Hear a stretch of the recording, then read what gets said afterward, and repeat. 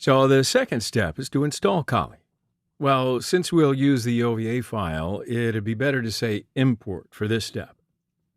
And the download's finished. It's under the download folder.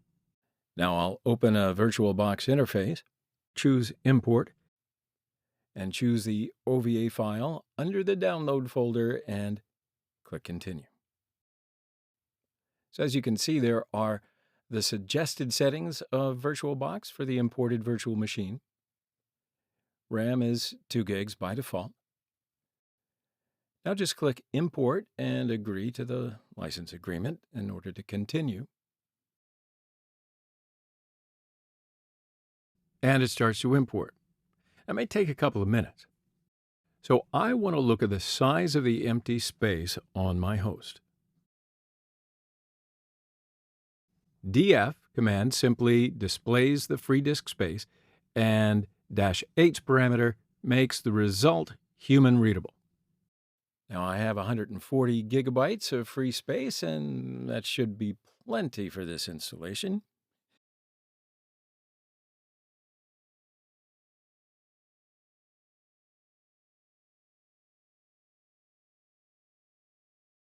Installation's finished, and this is the summary of the VM.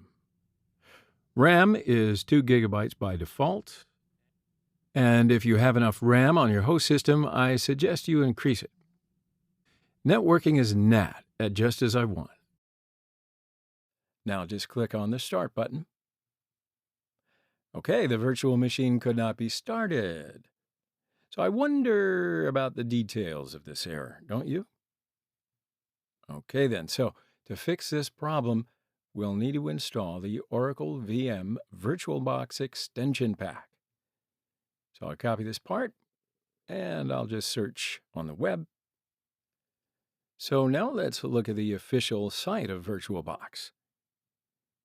We can download it under the title of Oracle VM VirtualBox extension pack. So we'll just click on this link and save the file. And it quickly downloads. So let's open the file and click Install. And again, I'll accept the virtual license agreement. And finally, enter the password to complete the installation. And now it's been installed successfully.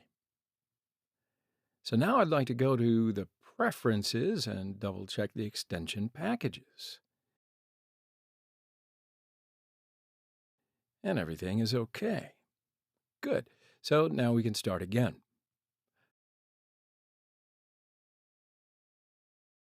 Okay, so our Kali is booting for the first time.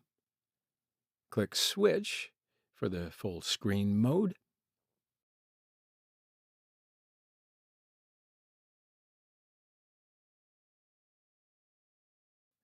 And here we are at the login screen.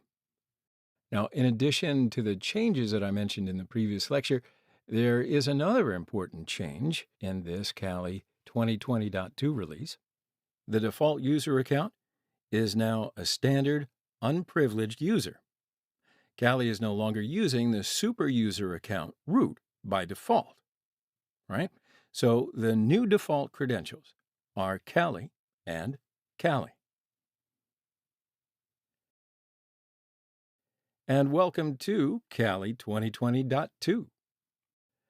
Now, normally the screen resolution automatically fits your particular screen, but if you have any resolution problems like I appear to be having, you can change the scale for your screen. So first, I'll just open up the display settings, and I can choose the resolution value to be 1920 by 1200 and click the Apply button. Now go to Preferences, and under the Display tab, you can change the scale factor. So I'll set this value to be 190% of my screen, and you can change it to whatever you want and just try different values for your screen. All right, so I'll click OK. Now let's look at the changes.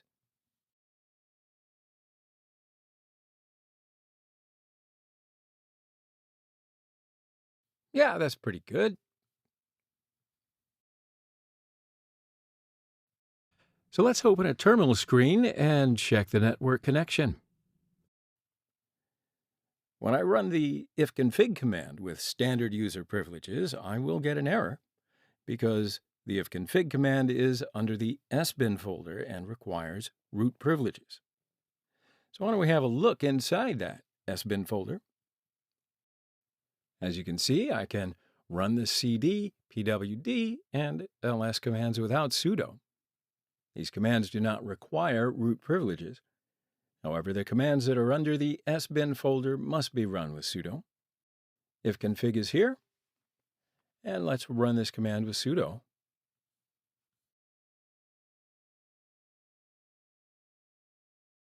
And it's okay now. Of course, there is a more practical solution. We can always switch the user to root so that we don't have to write sudo for every command that requires root privileges. So let's run sudo su. Okay, so I'm root now, and I'll double check that with the whoami command. Well, now I can run any command which requires super user privileges without sudo. And this is my IP address. If ifconfig didn't obtain an IP address, that means that you have a problem with your network configuration. It's not a problem. Problems do occur, and I certainly will give you some solutions to fix any possible network problems in the next lecture.